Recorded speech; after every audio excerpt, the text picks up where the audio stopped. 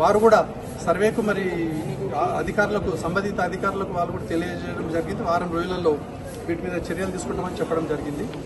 మేము వారిని అదే కోరిన మా శంకరపేటను కాపాడండి కలెక్టర్ గారిని కోరినాము. మా ప్రజలందరూ మా వాళ్ళందరూ కలిసి దీని మీద యాక్షన్ తీసుకోవాలని కోరినాము. ఇదే కాకుండా గ్రామ పంచాయతీలో కూడా శంకరపేట మండలంలో గ్రామ పంచాయతీలో కూడా స్థలము లేకుండా ఓపెన్ ప్లాట్ మీద హౌస్ నంబర్లు ఇస్తూ ఇల్లీగల్గా దానికి రిజిస్ట్రేషన్ చేసి ఇచ్చారు. అది కూడా మేము గతంలోనే కలెక్టర్ గారికి సంవత్సరం నుండి కాంటాక్ట్ చేస్తూ ఉన్నాం.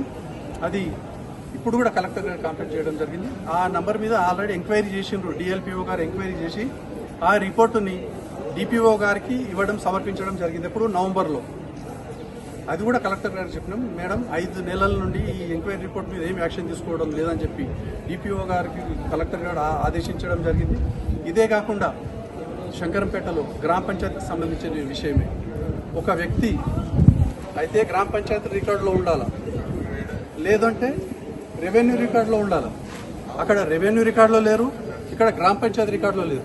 కానీ రెవెన్యూ రికార్డులో లేరు, గ్రామ పంచాయతీ రికార్డులో లేరు. కానీ యాజమాన్య ధృవపత్రము ఓనర్షిప్ సర్టిఫికెట్తోని 3000 గజాల జాగల్ని యథేచ్ఛగా మరి ఆ ఇల్లీగల్ ఓనర్షిప్ సర్టిఫికెట్ పెట్టి అందరికి అమ్ముకుంటూ మోసం చేస్తూ ఉంటారు. వీళ్ళందరి మీద యాక్షన్ తీసుకోవాలని చెప్పి కలెక్టర్ గారిని ఈరోజు కోరడం జరిగింది.